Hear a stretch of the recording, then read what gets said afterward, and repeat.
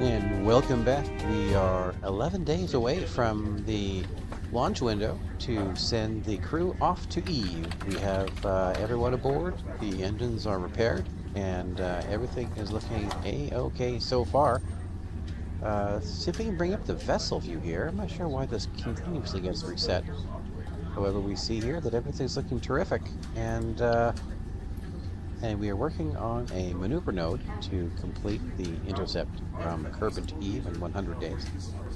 So before we set up the Porkchop Express plot and investigate the tool that we use to set that up, let's go ahead and look at the other missions already underway on the way out to Eve. And here we go. First to arrive at Eve in approximately, I think, 19 days. Let's have a quick look here.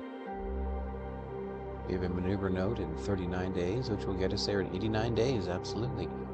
This is a scanner, which will be set up in a polar orbit. It also has a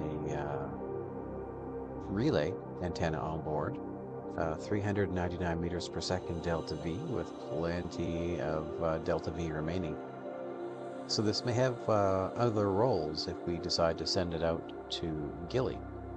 In the meantime, let's just check on things and make sure that this is looking good. And absolutely, everything is looking green across the board here. Attitude control, communication, power, and propulsion. Everything's looking great. As you can see, we have quite a few engines on this, as we are not too sure how reliable this one would be for a long-term spaceflight, and we didn't want to rely on just one of them. So we've attached quite a few of these spiders, I think 8 of them. So we have the 8 spider engines to augment the central spark engine. While we're here, why don't we go ahead and deploy the scanning antenna. It won't be able to be used at this time. However, now that we have it deployed, we know that the sun has no surface to scan. Now that it's deployed, we know that at least that it is working. So once we get into orbit of Eve in approximately 89 days, we will begin the surface scan, and we'll have our first relay antenna in place.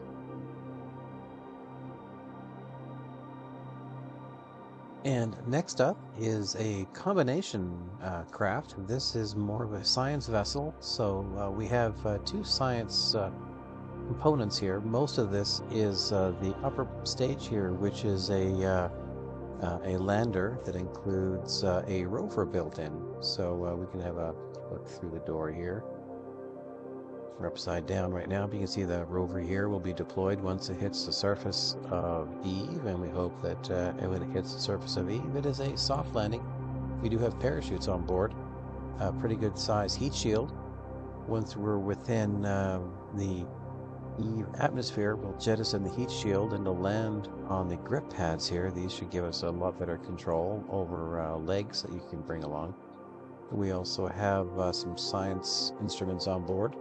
The antenna here will be connected up to the orbiting probe here. Now this satellite here will also support the communications with the scanner, which is not too far away. As you see, both of them still do have direct communication with Kerbin, but as we get further away, this is going to actually have to connect up to the scanner. So these are going to stay fairly close together as they move closer to Eve, and they will be arriving in Eve just a few days apart.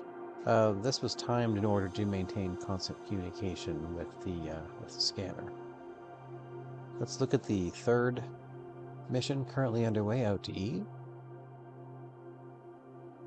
And this is the 3rd mission out to Eve. It is also a lander. It does not have a rover on board, but it does have some atmosphere scanning and other science instruments. This is named ATP-3 because this is actually the 3rd attempt on this particular mission, which is why it looks a little bit janky. So the design of this craft is probably in game years, maybe 3 years or 4 years old. So that's the reason why it does look a little janky, and it has to have a reaction wheel on top of the probe control. This is going to be, this has 2 probe controls on it, so this will enter orbit.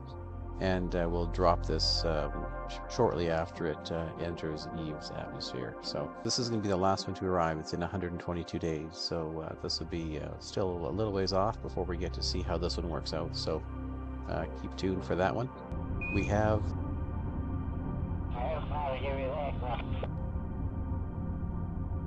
okay, we have a placeholder for a burn here.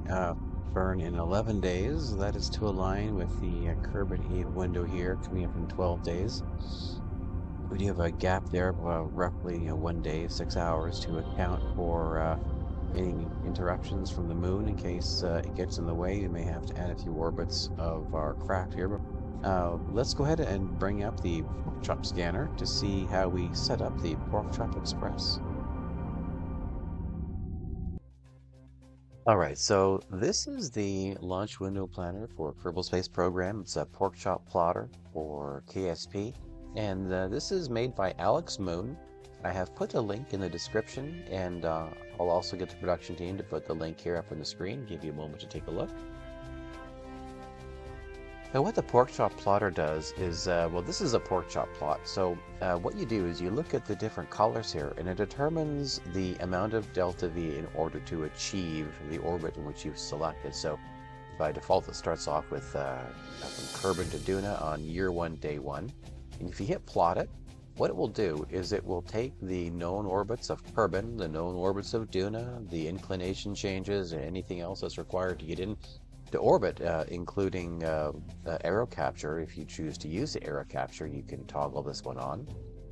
And what it will do is calculate the amount of delta V that is required to get from your origin to your destination at whatever orbit you select, and for any range of days. So you can imagine, of course, there's going to be an optimum time, and that's in the dark blue is the optimum time to get to Duna. And it is told us that it will be year 2, day 69, and it will take 1,692 meters per second. But let's say you want to go somewhere in a hurry, like what we're doing here with our Porkchop Express to Eve 100. We want to go, there we go, 11,398. That's the one we're looking for. So if we were to leave on year 11, 398, just about the end of the year, just about New Year's Eve on year 11, in fact, it would take 187 days, and it would consume, using not an aero braking at all, not aero braking around Eve, it would be 2,597 meters per second, and that includes the inclination change. But we want to go a little bit faster than that. We want to make this time of flight 100 days. So you can use the Porkchop in a lot of ways. Not only you can use it to help determine where the optimal day is, you can use it to fine-tune things. So what we want to do is we want to make that a 100-day trip, and we want the time of flight to be, instead of right here is 187 days, we want that time of flight to be way down here at around 100 days. So you can see here that there's a lot of variety that you can choose. You can get 20,000 if you want to get there in 20,000, or if you want to get there in 100 days, and if you want to leave on this particular day from Epoch. This is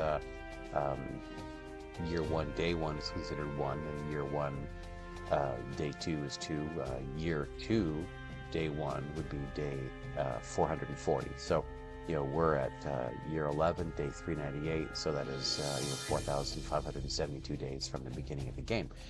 But we want this time of flight to be down to 100 days. So we're going to go down here to around 100 days. We'll see that's 116, a little bit lower, 105, a little bit lower, 102, a little bit lower, 99, a little bit higher, 102. So right about there. So that horizontal line represents pretty much 100 days, and we can fine-tune that later. But what we need to do now is find something that's the lowest delta V with that time frame. Now we can kind of hover your mouse over, and you can see there's a couple options here. There's 29.95, a few of them below 3,000, 29.93. So we'll go 29.88. I think that's about the best one. Let's click that one. And still 103 days, so we need to go just a little bit lower. So we'll click there, 100 days, 3,017 meters per second. So what we have here now is we're leaving a little bit later. Instead of year 11, 398. We're leaving a year 11, 418. So we're leaving like, I guess, 20 days later. And instead of 2,597, it's going to cost us 3,017. So for that extra roughly 600 meters per second of delta V, we're getting there in 100 days. So this gives us an opportunity to get down to E very quickly, perform our science, and start working our way back to Kerbin. Let's cut over to the burn that we have plotted here, which will get us there in roughly this time. Okay, so we have taken that information from the Porkchop plotter, and we have set up a burn here. We have set the time to the future, 7 days. That'll give us around the time it takes for the window to arrive here. The reason I did that is because, as you can see here, this burn is going to take about 9 minutes. And I plan to use the Oberth effect by doing 2 shorter burns. One burn to get to around 2 or 3 million kilometers, and another burn to get out to perhaps the orbit of Minmus, maybe slightly further, so that it takes it around 6 or 7 days to come back to Kerbin. By that time, by the 3rd burn, we should be at our Porkchop Express date. So let's see how it looks here. Now, I did find an encounter with actually, I think a few meters per second, slightly less delta V. So we're actually ejecting, instead of with the full 1600, we're going to do 1242 meters per second. And we have a mid-course correction 32 days later of 372 meters per second. So we're around 1600 meters per second right there. So that's roughly the amount of the initial burn that it suggested that we take. And as you can see here, we have our encounter here in 105 days. Wasn't quite the 100 that we were aiming for, but it's definitely close enough. And then we zoom back here, and on Eve, we'll be arriving Eve at actually a pretty reasonable speed.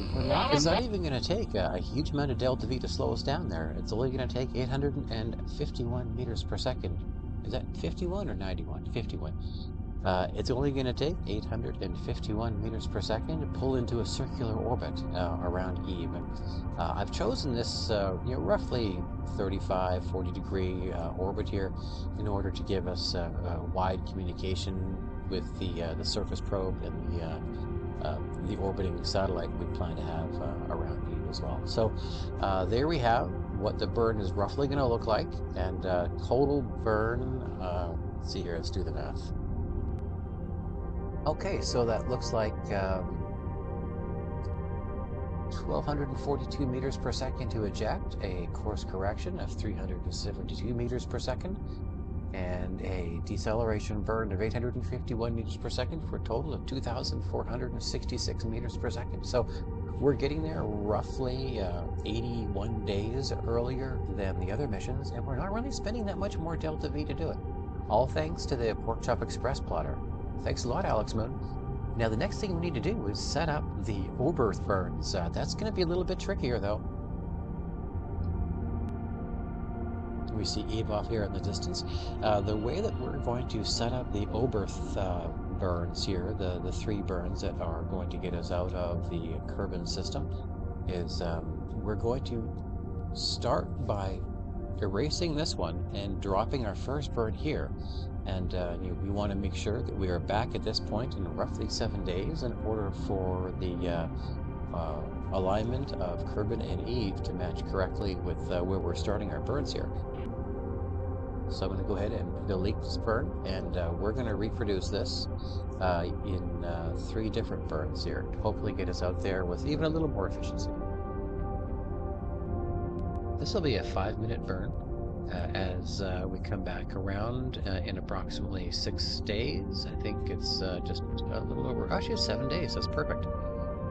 And that'll take us out to 24 million meters or 24,000 kilometers. And then when we return in 7 days, we'll do our final burn here. This one is a little bit longer, I think,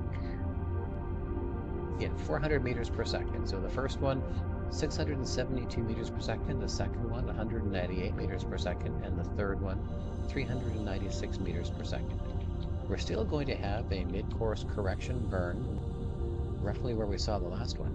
This one's 373 meters per second. And then when we arrive at Eve, we have a 1,124 meters per second burn to slow us down. So this is a little bit more than the test we just set up there. We do, however, get there in 96 days. That means that we will be in Eve orbit 99 days and 1 hour after our initial burn. So that's pretty bang on the 100. And if we add it up here, it comes to 3,059 meters per second. And according to the Porkchop Express plotter, it was 3,017 meters per second. So we've pretty much nailed that burn down to the 30 or 40 meters per second. But it's one thing to set up the maneuver nodes, it's another thing entirely to actually execute them. So we're going to go ahead and reload and get ready to get that burn underway. Okay, we have 2 minutes until the start of burn. Let's do a final systems check. Everything looking green so far. It's burn 1 minute 30 seconds.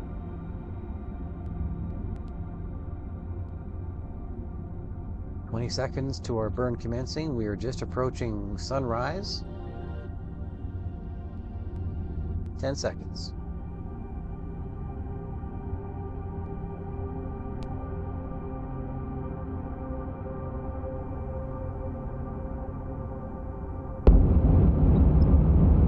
All 4 inches settling.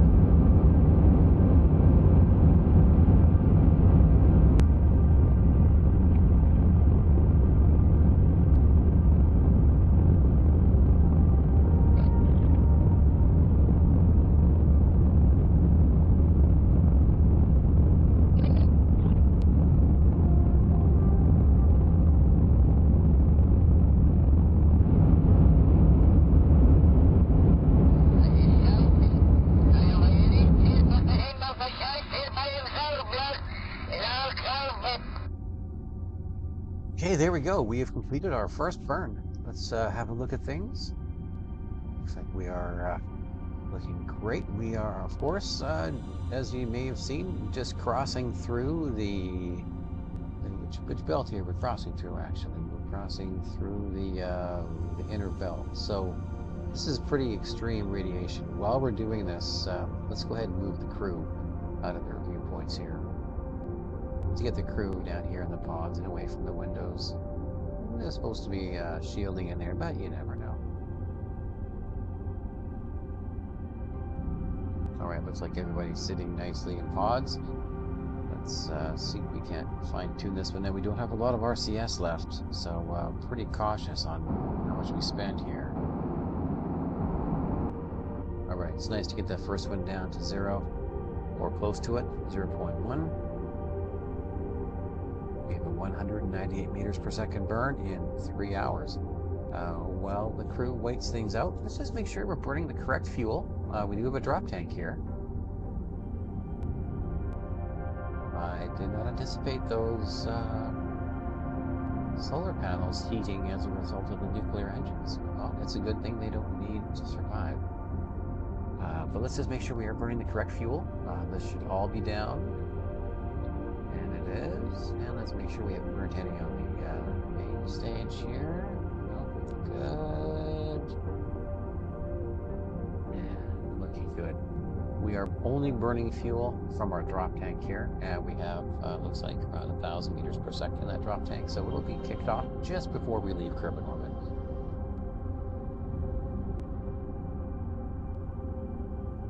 Scoot around to that next burn.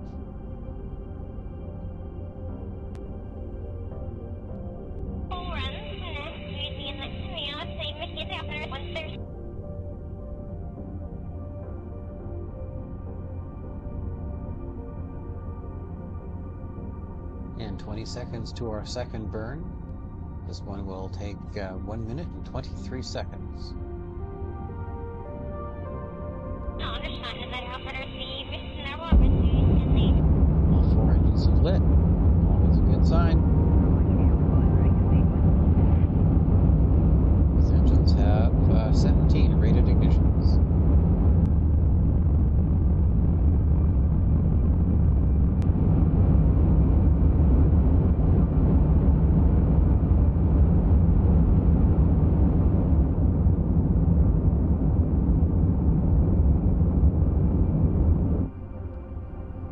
right, there we go. We have 0.0 left on that burn. That was a perfect execution.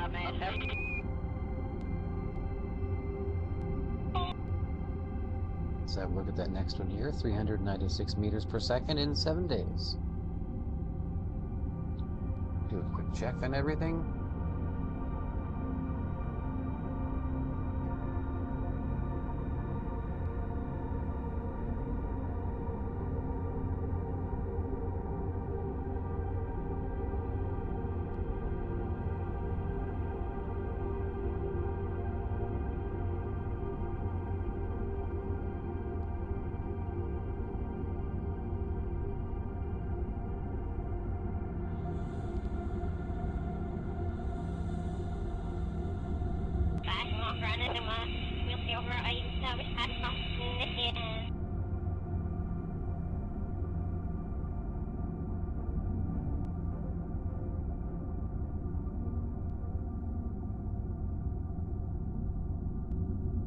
Okay, we have 1 minute to our final burn. It will be 2 minutes and 37 seconds long for 388 meters per second.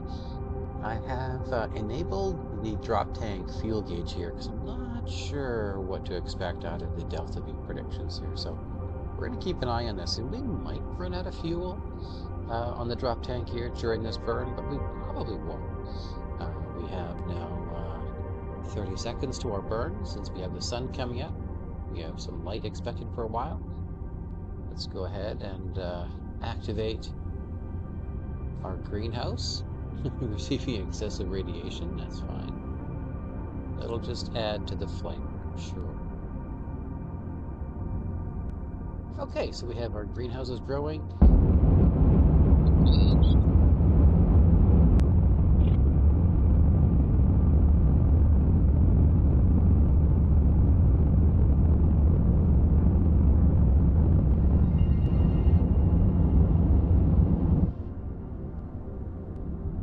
All right, there we go. We haven't even tapped into our main fuel tanks yet, and we are on our way to Eve. 100-day mission. We'll pick things up at our maneuver node here in 26 days. In the meantime, thanks for joining along while we set up the Porkchop Express maneuver node from Kerbin to Eve in 100 days. Thanks for tuning in and have an awesome day.